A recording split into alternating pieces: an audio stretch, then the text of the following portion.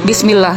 Sebelum saya membahas topik tentang siapa ulul amri wajib ditaati, saya akan membahas kali ini tentang permintaan netizen dari chat snack video. Afwan sebelumnya ya, saya sengaja membahasnya karena topik ini saya rasa berguna buat para netizen lainnya yang punya keinginan yang sama seperti ini.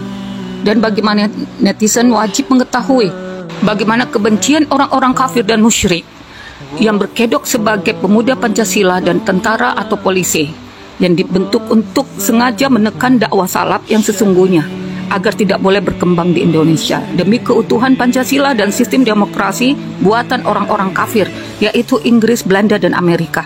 Sebagai tameng Yahudi, Israel mengambil alih Yerusalem secara keseluruhan. Organisasi Pemuda Pancasila, NU, Muhammadiyah, Azwaja, FPI, dan seluruh organisasi apapun namanya, dan dibentuknya polisi dan tentara. Mereka semua satu tim dengan tentara Yahudi, Amerika, Rusia, Inggris, Belanda, Cina, dan seluruh negara-negara lainnya.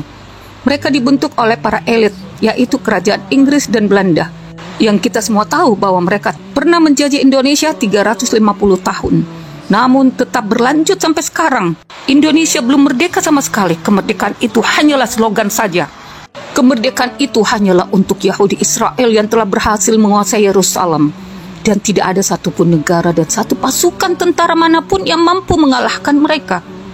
Lihat saja bagaimana kesamaan simbol burung elang Garuda Pancasila itu sama dengan simbolnya Amerika, Rusia, Inggris, Belanda, Cina, dan seluruh negara lainnya. Dan juga seluruh tentaranya, sama juga pakaiannya, sama senjatanya. Lalu siapakah mereka semua? Mereka itu adalah pasukan Dajjal laknatullah alaih untuk menguatkan sistem demokrasi di seluruh dunia. Lalu apakah untungnya sistem demokrasi ini bagi rakyat? Sudah berapa puluh tahun sistem demokrasi ini diterapkan? Apakah ada perbaikan? Dan apakah ada keadilan yang dirasakan oleh rakyat? Sungguh mengharap keadilan dalam sistem demokrasi ini seperti ingin meraih bulan. Pasti mustahil kan? Karena keadilan itu hanya ada di dalam Islam saja. Apakah penjajahan mereka sudah berhenti begitu saja sejak diproklamasikan kemerdekaan 17 Agustus tahun 45? Tidak sama sekali. Namun rakyat ditipu oleh para elit mengangkat Soekarno dan Hatta sebagai presiden dan wakil presiden pertama di Indonesia. Lalu Inggris Belanda menyerahkan dokumen pembacaan teks proklamasi itu kepada Soekarno. Pertanyaannya, apakah Soekarno ini adalah seorang pahlawan Indonesia yang berhasil mengusir Belanda? Jawabannya sama sekali tidak. Dia bukan seorang pahlawan, namun dia cuma rakyat biasa yang dipilih dan diangkat oleh kerajaan Inggris. Kalau cuma sekedar membaca teks proklamasi yang sudah siap, siapapun mampu, bahkan anak TK pun bisa asalkan dia sudah bisa membaca. Lalu apakah keistimewaannya jika sudah membacakan teks proklamasi itu? Kan lucu, sekedar membaca teks namun sudah dianggap seorang pahlawan. Jadi sistem demokrasi ini bukan hanya di Indonesia tapi berlaku di seluruh dunia. Berarti ada para elit yang telah membentuk sistem demokrasi ini dan mereka pula yang membentuk dan membuat undang-undang dasar dan tidak bolehnya ada aturan agama satupun yang diizinkan untuk ikut masuk mengatur peraturan undang-undang mereka. Bukalah mata kalian wahai rakyat Indonesia, bahwa undang-undang yang dibuat oleh Inggris dan Belanda melalui tangan-tangan pribumi yang sudah terpilih yang menjadi anggota penyihir Freemason dan Illuminati, dan dibentuklah pemerintahan ini.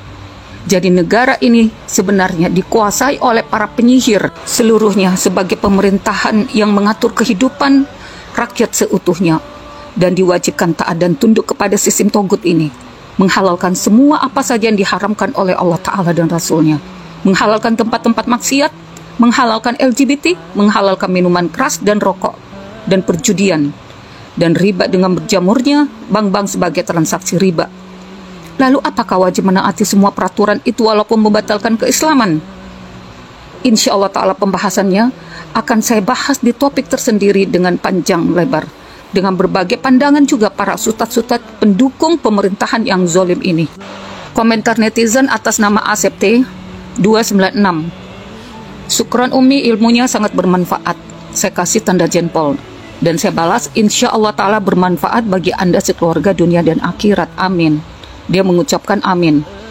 Dan dia membalas lagi, Umi kalau dekat aku mau ikut pengajian Umi. Saya hanya membalasnya dengan jempol. Kemudian beberapa hari dia membalas lagi, Assalamualaikum Umi, apakah Umi jika aku ikut gabung dengan Umi bolehkah? Saya menjawabnya, Waalaikumsalam warahmatullahi wabarakatuh. Anda di lokasi mana ya? Dia membalasnya di Jawa Barat, Bandung. Kemudian saya membalasnya lagi. Saya juga pernah tinggal di kota Bandung, sempat jualan bakso di sana. Tapi afwan ya, sejak saya dan keluarga diteror terus sama polisi pemuda Pancasila dan banyak kaum spiritual Jawa juga ikutan memburu saya dan keluarga tidak pernah menetap di suatu lokasi.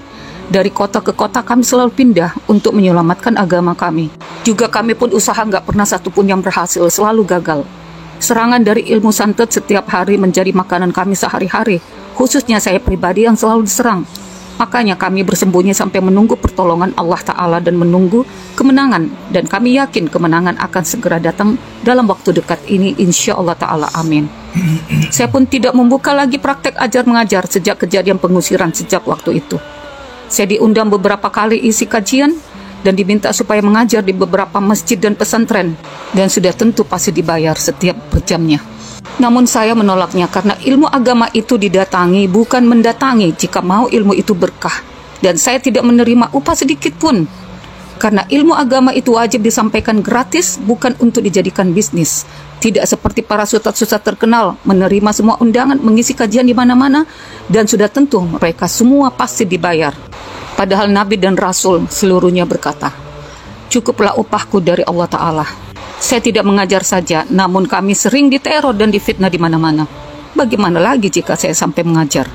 Ini akhir zaman, waktunya memang uzlah atau mengasingkan diri, karena fitnah bagikan gulungan tikar yang tidak pernah berhenti, bahkan semakin besar. Bumi akan segera diturunkan azab besar yang tidak pernah terjadi pada kaum-kaum sebelum dan sesudahnya. Insya Allah Ta'ala dalam waktu dekat ini untuk membersihkan bumi ini dari makhluk-makhluk yang sudah melampaui batas. Dan adapun orang-orang yang bersih dari amalan-amalan bid'ah dan kemusyrikan, insya Allah Ta'ala akan selamat dan beruntung dari azab tersebut. Amin Allahumma amin. Setelah melewati azab besar nanti, bumi pun akan segera bersinar dengan pemerintahan baru dengan sistem kenabian yang penuh dengan keadilan. Dan bumi bagikan surga karena dipimpin oleh sang ratu adil sejati yang dikenal di kalangan kejawen. Tapi sebenarnya adalah pemuda Bani Tamim yang telah dijanjikan oleh Allah Ta'ala dan Rasulnya akan muncul di akhir zaman untuk memperbaiki sunnah dan yang sudah kusut oleh berbagai amalan-amalan bid'ah dan kemusyrikan. Dan para tetangga pun juga banyak yang ingin belajar sama saya dimanapun saya berada, tapi saya menolaknya karena saya nggak mampu difitnah dan diteror oleh polisi dan beberapa pundak Pancasila yang sangat anti sekali jika kami menyampaikan saja sedikit ilmu untuk memperdalam tauhid kepada masyarakat, bahkan kepada keluargaku sendiri. Makanya saya cuma bisa bergerak lewat medsos. Itu pun saya pakai akun palsu agar mereka tidak bisa melacaknya, insya Allah Ta'ala. Jadi afwan sebelumnya. Jika Anda benar-benar ikhlas ingin belajar, lebih utama yang diperhatikan adalah niat yang ikhlas dan jagalah selalu keikhlasan. Karena banyak yang sudah belajar dan menjadi seorang berilmu, kemudian menjadi seorang ustaz atau ustazah, mereka lupa keikhlasan mereka. Akhirnya ilmunya dijadikan peluang bisnis besar, berkedok, berdakwah, pengajian, atau penghafal Al-Quran. Mereka memberikan ceramahnya tentang rezeki kalau berkah dan mau banyak harus banyak bersedekah atau menyumbang, khususnya kepada yayasan mereka. Padahal untuk menambah kekayaan mereka pribadi. Padahal ada ancaman besar bagi orang-orang yang menjual agama ini dengan harga dunia yang murah adalah kehinaan dunia dan akhirat. Na'udzubillah. Nanti saya akan bikin konten insya Allah Ta'ala tentang amalan-amalan sunnah yang mampu menangkal berbagai ilmu sihir dan kejahatan jin dan manusia. Barakallahu fiqh. Wassalamualaikum warahmatullahi wabarakatuh.